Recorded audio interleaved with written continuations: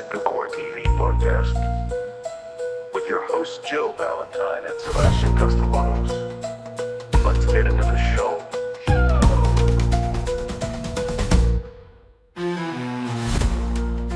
Spooky season, you say? Well, ask and you shall receive.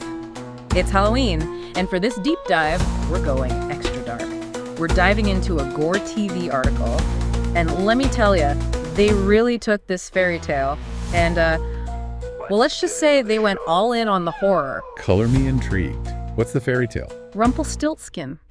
You know, the one with the spinning wheel and the deal with the, well, you know the one. Right. Spinning straw into gold, the whole bit. Okay, so how'd they make that scary? Oh, they went there. See, this article, it throws you right into the King's Chamber of Greed. Mm-hmm. Not exactly a happy, magical start, right? Oh, I see where they're going with this. Yeah, no, Chamber of Greed doesn't exactly scream fairy tale. It's like they're setting the mood right off the bat. I like it. Right. It's like, bam, you're not in Kansas anymore. You're in this oppressive, kind of suffocating world, even before Rumpelstiltskin shows up. It's smart, though, really. Yeah. Subverts your expectations right away. Makes you wonder what kind of king we're dealing with here, what kind of greed we're talking about. And then there's this young girl, desperate, right, the king's demands, her father's lies, she's just drowning in all this straw. Classic horror trope. Right. The innocent thrown into a no-win situation. You can practically feel the weight of that straw, the flickering candlelight. She's completely trapped. Talk about setting the scene, right? They really emphasize all those little details. Oh, it's all about the senses, those little details that get under your skin, the smell of the straw, the rough texture, that feeling of being closed in. That's how you build real suspense. And just when you think it can't get worse, he appears. Oh, I bet this isn't the Rumpelstiltskin we all remember from childhood. Not even close. GoreTV, they definitely did not go for the cute, whimsical look. More like creepy and twisted, I'm guessing? Oh, yeah. Think like grotesquely short with these piercing eyes and a smile that just doesn't quite reach him. They even describe his voice like nails on a chalkboard. And that voice, it's like they're reaching right through the article. Yeah. And yeah, it chills. Seriously, and that gaze, like he's looking right through you, seeing your deepest fears. They really emphasize that throughout the article. Which, let's be real, is just tapping into a primal fear we all have. That feeling of being watched, hunted. It's unsettling, even when you know it's just a story. Exactly. And then there's the spinning wheel. They describe it in a way that just makes your skin crawl. Like this thing that's supposed to be almost harmless is now menacing. Oh, that's good. Because it's taking something ordinary, even innocent, and twisting it into something terrifying. The spinning wheel, that constant whirring, it becomes this symbol of impending doom. You just know something bad is about to happen. And then things get really interesting because it's not just about spinning straw anymore. The article, it really dives into the whole, cost of magic. And let me tell you, it's a lot creepier than just giving up some jewels. Oh, yeah. The original story kind of glosses over that, doesn't it? Like, oh, just a necklace, no big deal. Yeah. But here. Yeah, here it's like each night, Rumpelstiltskin demands more, something way more personal, like a piece of her soul. It's pretty intense. That's a really effective way to raise the stakes. Mm-hmm. It's not just material possessions anymore. It's her very essence he's taking. And then, of course, he finally demands her firstborn child, which that's a whole other level of terrifying. Right, like that primal fear of losing a child, but also this idea that he could even take something like that, It definitely blurs the lines between a simple fairy tale and, well, something much darker. I mean, GoreTV isn't shying away from some heavy themes here.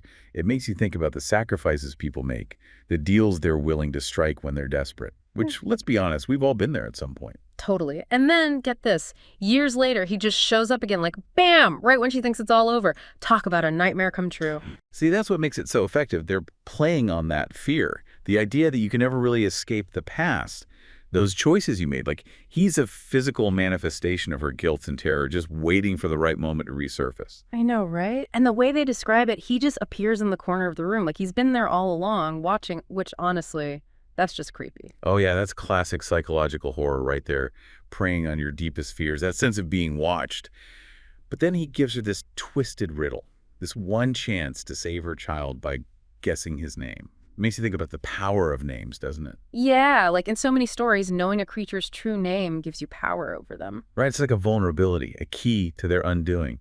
And in this version, the search for his name, it's not exactly a casual stroll through the woods. The Gore TV article, they really play up the suspense. Oh yeah, they went all out with the creepy atmosphere. Those woods, forget those whimsical fairy tale forests. This is like full-on horror movie stuff. Dark, menacing, like anything could be lurking in those shadows. Which, again, taps into our natural fear of the unknown, right? We're hardwired to be afraid of the dark, of what we can't see. And Gore TV really nails that feeling of dread, that sense that she's being watched every step of the way. Oh, they don't hold back on the details either. They talk about the damp earth, the rustling leaves. It's like you're right there with her, feeling every little thing. And just when you think it can't get any creepier, they describe Rumpelstiltskin dancing in a clearing, chanting his own name over and over. It's this really unsettling image, like, what have we stumbled upon here? It's both fascinating and terrifying at the same time. Like something ancient and powerful, something not meant for mortal eyes. It's a really effective way to build up to that climax. You'd think, right? Like, okay, mystery solved, problem solved, she's got the name. But they don't let you off that easy, do they? Nope. Gore TV takes it a step further, adds this whole other layer of chilling. Because, yeah, he fades away, but not before. Get this, he whispers, I'll always be watching. Chills, right. Like, even though she technically won, got what she needed, it's like, what was the price, really? Exactly. That's what makes it stick with you. It's not just, oh, the monster's gone, happy ending. They leave you with this lingering feeling of unease. Okay, is it really over? It's like this subtle reminder that some things, some deals, some encounters, they leave a mark.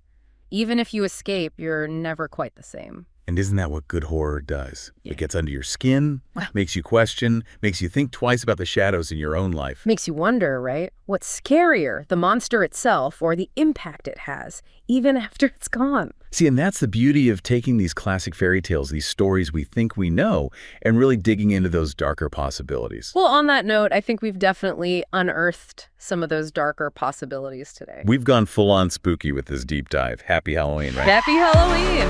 And for those of you listening, keep those sources coming. Keep diving deep. Until next time.